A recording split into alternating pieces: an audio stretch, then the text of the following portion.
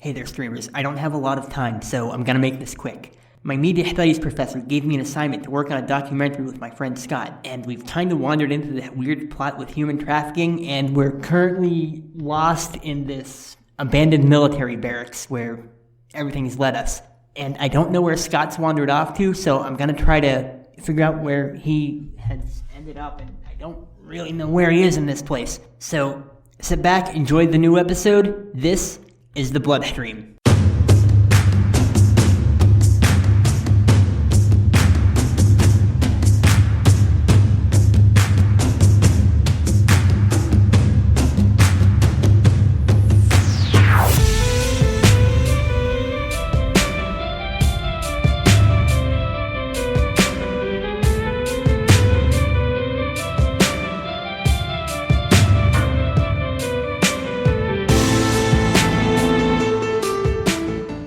Welcome aboard, streamers. You found the third episode of the Bloodstream. Before I get started, I'm gonna talk a little more, which I keep saying I'm not gonna do, but here I am doing it again, third week in a row.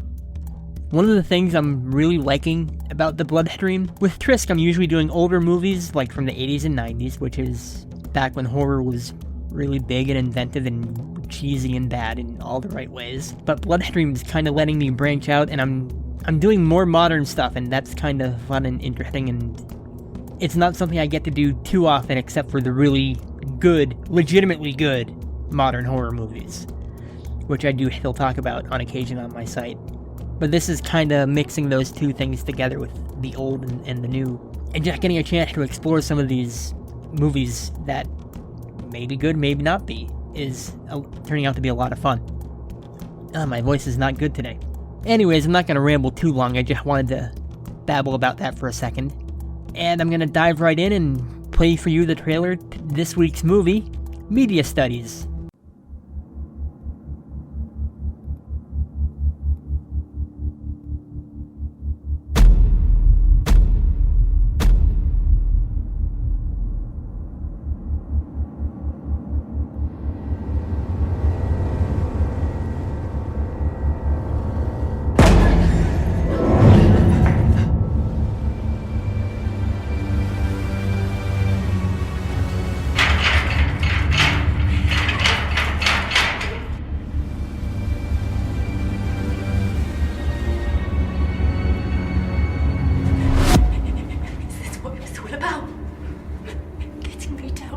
Leaving me here. What did you get? 5 grand? 10 grand? Well, I hope it was worth it, you little shit!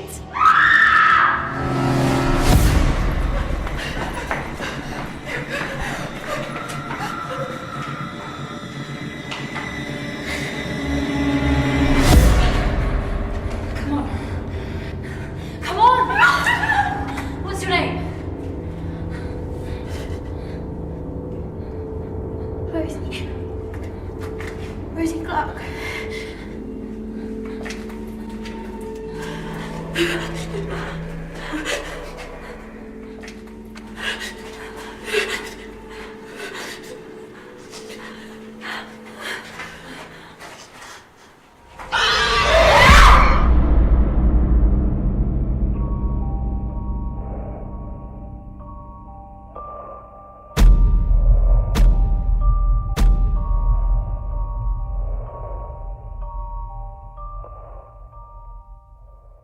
So the trailer for this is really interesting, and as I was watching the movie, it kind of occurred to me, not a single frame of footage in that trailer is in the actual movie. I legitimately do not think I have ever encountered that before, outside of rare circumstances where they don't really show any footage of anything. The footage is part of the world that the movie lives in, because the two girls in the trailer are kind of in the movie. One of them definitely has a small role. The other one is barely. She has a few photographs and a couple scenes where she's seen later on, largely just her head. So it's almost like a prequel to the movie in a way. Although in some ways that still doesn't make sense, because of some of the dialogue doesn't really match up with what we see in the movie. Anyways, Media Studies is actually about a trio of kids that are in a media studies class, and their teacher assigns them a project to do a documentary, and they start looking into bullying as a topic. It opens up with one of my least favorite things, chunks of text describing characters. In this instance, it's student evaluations by the professor, and I guess it's okay shorthand to get to know the characters, their names and stuff, but it's almost a little worse than lining up the characters in a literal lineup and having someone give their names to a person they're standing next to. Most notably when one of the kids is praised for being bright and happy and positive, you just know it's not going to end well for that particular person. Anyways, as I was saying, they're given the assignment to do a documentary, but on top of that, the teacher tells them to document the documentary, basically doing a behind-the-scenes featurette for their own film, which is basically the movie's roundabout way to justify everyone running around with cameras all the time. It's a fair enough justification, and I've certainly seen worse. If you're gonna do found footage, that's a good way to go with it. The only downside of this being found footage, it is one of the absolutely shakiest found footage movies I've ever seen. Rivaling even the original Blair Witch. You can tell the people handling these cameras are not pros in any way, which, on the one hand, does lend to the verisimilitude of the filming. I don't get nauseous during movies, although this one came really close. On the subject of the three main characters, they are some of the most properly teamed characters I've ever seen. They've got that lively back and forth amongst them and telling each other off. They have a really playful dynamic that really works and feels very natural that a lot of movies can't pull off. And that's going to bring us up to the first clip where they have a bit of a conversation with the teacher about what to do. Whoa, nice trainers, sir. Is there a problem, Raz? No, 4 stripes is fine, really. Good. Right. Come on then, what did you want to see me about? What brand are they, sir? Raz, they're just trainers. Yeah, I'm sure they are, in a way. So we were just wondering if we could see the school records for bullying. What records? Well, there must be something written down somewhere about who's been bullied and that. Yeah, it probably is, but you can't see it. And what's this all about, guys? Well, we're doing our documentary on cyberbullying, so we just wanted to see some details about whether it happens in college. Charlie wanted to make a documentary about porn, but I thought it was degrading to women. For fuck's sake, Raz, that joke is getting way old now. Charlie, language. Enough, Mr. Scott. It's just some snide little dig anyway. What? You're always going on about watching porn just because I'm not one of those slags that'll sleep with you at the drop of a fucking hat. Charlie, enough. Way too much information. Look, guys, I'm sorry, I don't think I can help you with this. Why don't you do some research on Rosie Clark? The girl ran away a couple of weeks ago. Apparently she was being cyberbullied. It was all over the papers. Well, your sister reported on it, right, Jess, for the Gazette? Yeah, Maybe she can help. that's a really great idea, sir. Well, go on then.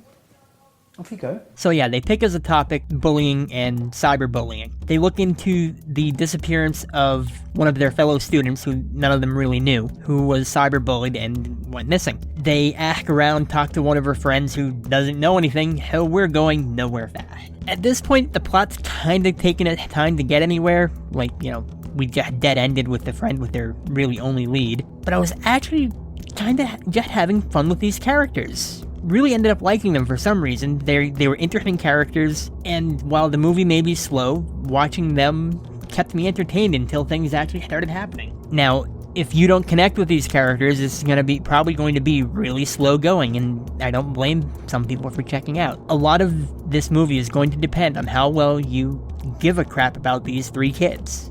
And you can say that about a lot of movies, but it feels really particularly more so in this instance. But eventually, the movie and the characters stop cooling their heels and end up getting a text that is supposedly from the missing girl, or possibly from whoever took her if someone did take her. If you want to figure the kidnapper is setting up a trap, something like that. They get a text and they look into investigating that, but they do the smart thing first and call the cops. Cops come over, kind of don't believe them as, they're getting a lot of prank calls of this nature, and that's going to be the next clip.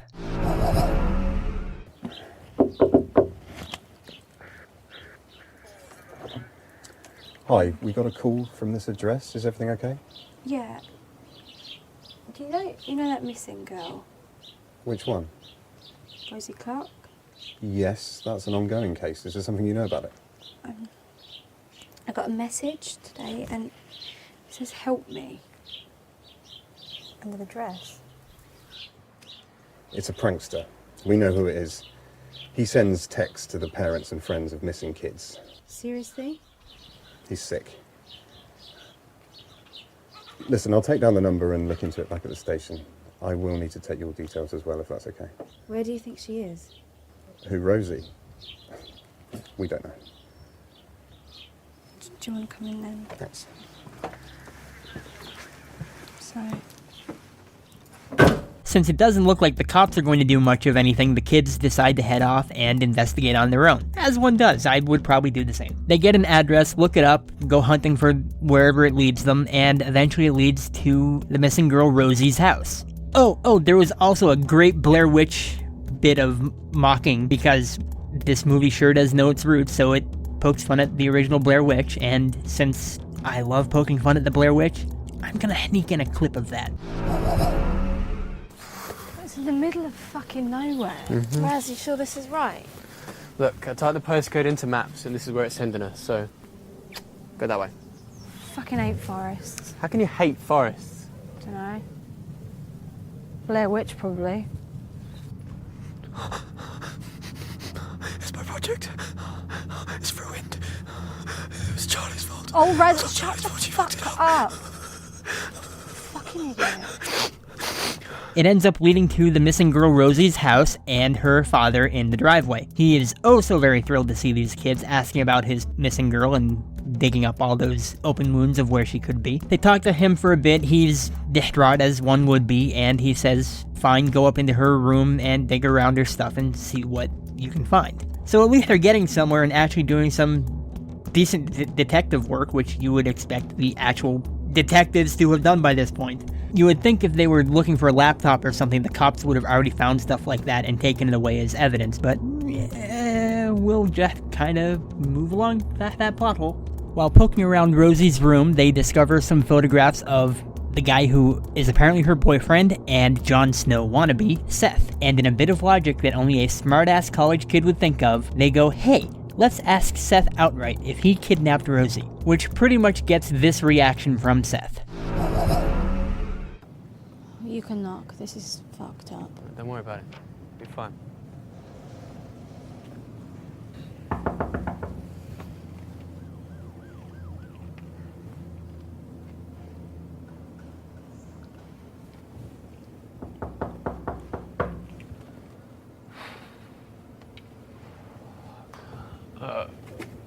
Seth? Seth Bridger?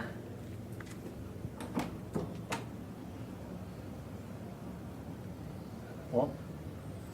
Hi, Mr. Bridger. I'm Raz Scott. This is Charlie Miller, and we're making a documentary for media studies. Yeah, great. What do you want? Well, we were talking to Rosie Clark's sister, and she said that you had a relationship with Rosie, you know, the girl who ran away. Yeah? Yeah. No, I don't know where she is. What? You're going to ask me if I know where she is, and I don't. Well, maybe... Wait, did you take her? Fuck off. Take her where? Is she here? No. Look, the police have already interviewed me, and they found nothing. What the fuck are you staring at, you freak? Thought you'd be prettier. Fuck does he mean? What the fuck do you Hey, Charlie, Charlie! fuckhead arsehole? No. What the fuck? Prick! Oh, well, that went well. Well, that went about exactly as well as I figured it would. At this point, we find out that their investigation into Rosie's disappearance has taken so very long that another girl has gone missing, which is fortunate for their stonewalled investigation because it gives them someone else to look into and ask around about, with pretty much the same amount of tact. And at this point, I want to point out that the two girls that have gone missing, Rosie and Clara, those are the two girls that are in the trailer. So that's kind of where that all ties together. At least this time they're not waiting around to get a leading text that sends them off to Rosie's house. They know right where Clara lived, so head over there and talk to her mom. Clara's mom mentions that she once caught her daughter out doing some drugs at this old abandoned army barracks where she used to hang out all the time. And once again, in their true smart-ass college kid fashion, the trio of kids head out and decide to check out the barracks. Because, sure, let's go check out the abandoned place where people have apparently been going missing. That sounds like a great idea. So they drive off up into the distant woods where the barracks is located, and they start wandering around in the dark, in the woods, in the middle of the night. So pretty much all the perfect things for a horror movie. And eventually they hear some screaming, which tells them where to go. Yes, they're going to run toward the screaming because, once again, that's the thing you're gonna do, right? I love that at this point they're essentially lost. So what do? They hear screaming to figure out where to go. Only in a horror movie. But on the upside, we've found the army barracks, and they eventually get inside, so the plot's moving along at a decent pace now. Unfortunately, the plot starts to drag at this point because they have to go wandering around the abandoned army barracks, which takes forever. On the one hand, there's a lot of creepy atmosphere, and you never know when they turn a certain corner or look in a room what they might run into. Unfortunately, what they run into is absolutely nothing for a very long time. It's one of those things where they're trying to build tension, and they just go that tiny bit too long with it, and you start getting bored. Finally, they find someone, but it's some drug addict that Clara probably hung out with, but he's way too out of it to have been involved with the kidnapping. I mean, this guy just kind of stares off blankly behind them. But at some point, that staring gets their attention, and Raz turns the camera around, and there's just this guy in a creepy mask, just kind of chilling, hanging out, leaning up against stuff on the wall behind him. On the one hand, this could and should have been a really creepy moment where there's just suddenly this guy that's standing behind them, and probably been standing there since the crackhead started staring behind them. But it's completely blown out of the water when he's just kind of chilling and leaning. It's like if you turned the camera around, saw Michael Myers, and he's just kind of taking his shoulder up against the doorframe instead of filling it up and posing with his whole body. But hey, at least someone's there. It's the person they're looking for, and we get a chase, and I have no idea what happens at this point in the movie. I completely lose track of what's going on. At one point, everything is just kind of flashing around. They come face to face with the Black Mask wannabe. He points at Charlie, and all of a sudden it's like they're in a rave from the start of the original Blade movie. Lights are flashing, there's music going. It lasts all of 5 seconds, but it's just this sensory overload of stuff being thrown at you, and all of a sudden there's this bloody guy on the ground, and I just have no idea what happened. I'm gonna guess they just got hella lucky and pushed past the guy in the black mask, actually managed to find their way out of the maze of tunnels and back to Raz's car. Wisely, they again go to the police. But once again, they don't really believe the kids because there's no proof, and what are you gonna do when kids come rushing in and say, we just ran into this creepy guy in an abandoned drug den? It's gonna be a little questionable. We don't really go into the police station since obviously they would have shut the cameras off at that point, which that just occurred to me, and it makes a whole lot of sense, and I like that. So we hear about the aftermath in the car, and the cops seem like they're gonna go check it out, but they're not in any hurry either. As I keep saying, once again, Raz, in all his know-it-all, smart-ass college kid ways, actually manages to convince Charlie to go confront Seth about the kidnappings. Because why not? What's the worst that could happen? They're pretty sure Seth is involved because of a few things he said to Charlie, his involvement with Rosie, his apparent involvement with Clara. So hey, let's go break into his house. And once they're inside, they find a wall of crazy. He's got pictures of all sorts of girls hanging up there, including the 2 missing ones, and a photo of Charlie, which Raz grabs and stuffs in his pocket to hide. There is clearly a plan going on here, at least insofar as picking the girls. They are clearly being targeted, which is obvious because they have the photo of Charlie, things Seth said pointing her out, which was dumb on his part, but I digress. So they call the cops, let them know about the wall of crazy, and sit in the car. And while we wait for the cops to show up, here's our next clip.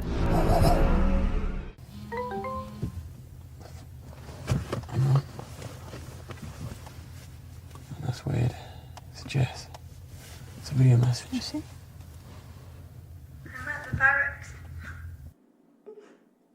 You can save me, Charlie. Please save me, Charlie. Call my sister. Warn her. What the fuck, Raz? Shit, Charlie. Take the camera. Eventually, Raz and Charlie get restless waiting for the cops and head back to the barracks. Because why not?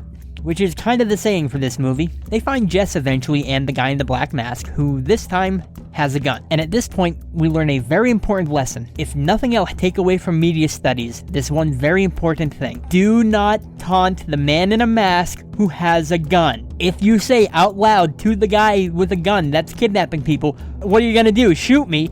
The odds are, yeah, he is gonna shoot you. And of course, in all the added gunshot-induced confusion, the guy in the mask actually grabs Charlie. And since Raz has been left behind due to the kidnapper having zero interest in him whatsoever, we'll find out why shortly, he goes stumbling around to find the way out, find the weapon, find his friends, maybe even find the cops if he's lucky, but he finds none of that. Instead, what he does find is a creepy room filled with nothing but discarded clothes covered in blood, which is probably the absolute last thing you want to run into in this sort of situation. While Raz is fumbling about, we cut over to Jess, who is with Clara, and she does I hate to call it an interview in this sort of situation, but she asks a few questions, she provides a major bit of information, and that will be our final clip. I'm Jess Duns, and this is Clara Jenkins. What happens here? Why does he want Charlie?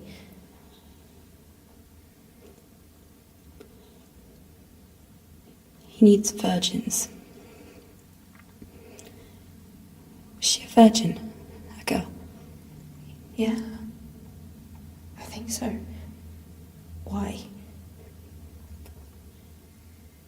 He wants them fresh, untouched. Why are you still here? I was a mistake. What do you mean, mistake? I'm not a virgin. I'm pregnant. And apparently, that would be wrong.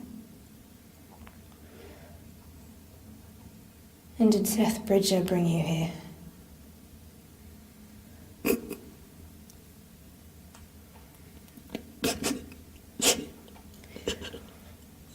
So there you have it. It's apparently all about virgin sacrifices. There's a bit more on that to come, but we'll get there when we get there. It's a pretty good excuse for what's going on and why they're grabbing who they're grabbing, and it also explains why Clara's still alive. Plus, it also has someone to be left behind to be little Miss Infodump. But now that we've gotten some information and know what's going on, it's back over to Raz, who is still running around like a blind mouse. Now, I talked earlier about how the cinematography was a little nauseous making, but it felt kind of right because it felt amateurish. There's more of that here, and it's not quite as nausea-inducing as before, but basically what's happening is Raz is running around, and he's still got the camera for, your typical found footage reasons.